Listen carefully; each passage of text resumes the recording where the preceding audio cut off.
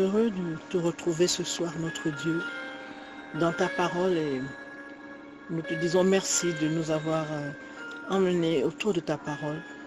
Toi qui dis que là où 2 ou 3 sont assemblés en ton nom, tu es présent.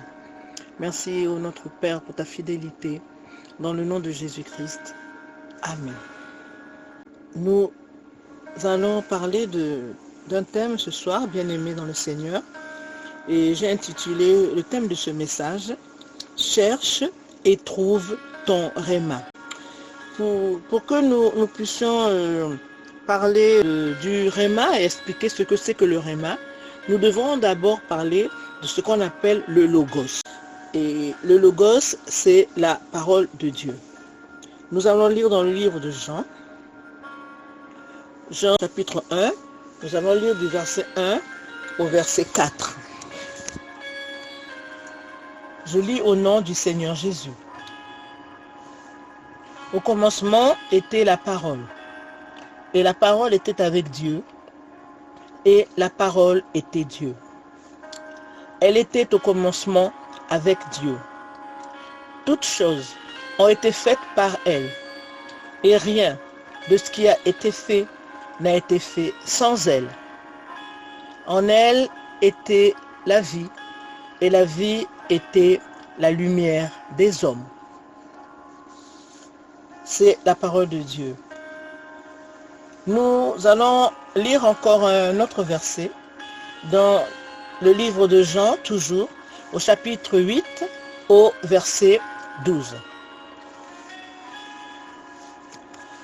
Moi, je suis la lumière du monde.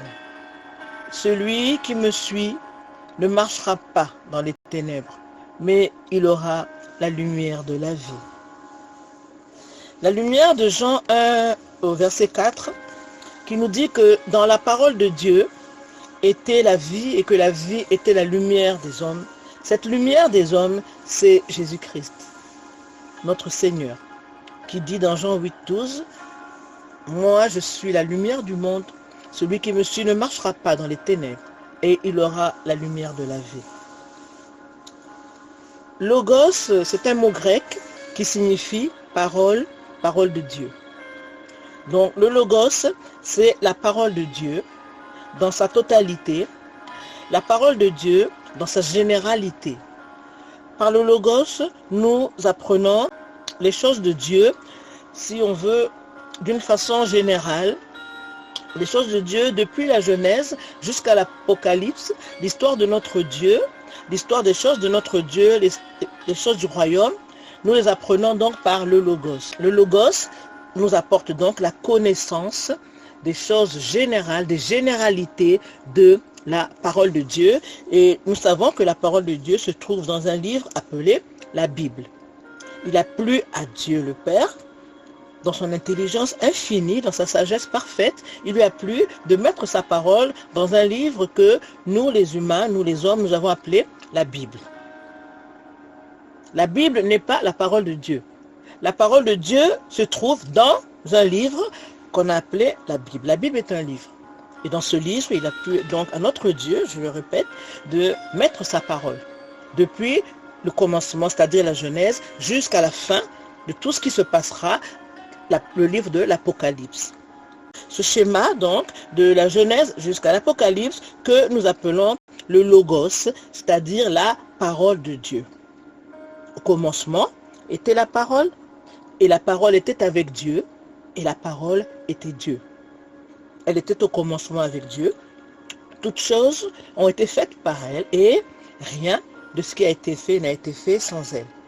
En elle était la vie, et la vie était la lumière des hommes. Donc dans cette parole qu'on appelle le Logos, était la vie, et la vie était la lumière des hommes.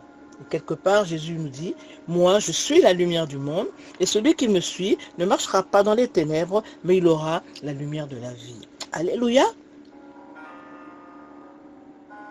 Jésus-Christ est le Logos. Dans le livre de Genèse 1:1, au commencement, Dieu créa les cieux et la terre. La terre était informe et vide, et l'Esprit de Dieu se mouvait au-dessus des eaux. Au verset 3, Genèse 1:3 nous dit, Dieu dit que la lumière soit, et la lumière fut. Quand Dieu a parlé, il a libéré sa parole dans ce Dieu dit. Il a libéré la parole. Et cette parole qu'il a libérée, c'est Jésus-Christ. C'est le Logos. C'est son Fils. C'est pourquoi Jean commence par « Au commencement était la parole ». Parce que la parole est là dès Genèse, au verset 3, après avoir créé les cieux, la terre et tout, les cieux, la terre, Dieu a libéré sa parole dans ce Dieu dit, dans Genèse 1, 3, Dieu dit que la lumière soit et la lumière fut. Dieu a parlé, il a libéré sa parole et la parole de Dieu, c'est donc le Logos a été libéré et le Logos, c'est Jésus-Christ de Nazareth. Nous allons le voir dans le verset 14. Nous sommes dans le livre de Jean, chapitre 1 et nous sommes au verset 14. Nous lisons au nom du Seigneur Jésus. Et la parole s'est faite chair et elle est venue parmi nous pleine de grâce et de vérité.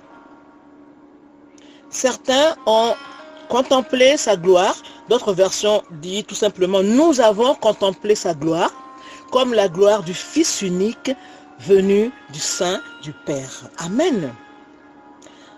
La Bible nous dit que la parole s'est faite chair. La parole s'est faite homme. La parole est venue sur cette terre en tant qu'un être humain. Les gens l'ont contemplée. Elle est venue avec la grâce et la vérité. Et cette parole qui est venue en chair sur cette terre, c'est Jésus-Christ de Nazareth. Le Fils unique du Dieu vivant. Et la Bible nous dit, il est sorti du sein du Père. Et nous savons que Jésus est venu sur cette terre, dans le ventre d'une vierge nommée Marie. Et il est écrit que l'ombre du Saint-Esprit a couvert Marie. Et que Marie, par la puissance du Saint-Esprit, la puissance de Dieu, s'est retrouvée enceinte de cet enfant divin qui était d'abord une cellule, l'embryon. Après l'embryon, il est devenu fœtus. Après le fœtus, il est devenu un bébé et il a grandi et nous connaissons la suite de l'histoire. Donc, dans le ventre d'une vierge nommée Marie, la puissance de Dieu, Marie est devenue enceinte donc, de celui qui est venu en chair sur cette terre. Et celui qui est venu en chair, c'est Jésus-Christ de Nazareth. Donc, Jésus-Christ il est le Logos, il est celui qui est venu en chair sur cette terre parce que la parole s'est faite chair. Elle est venue parmi nous sous forme d'un être en chair appelé Jésus-Christ de Nazareth. Alléluia.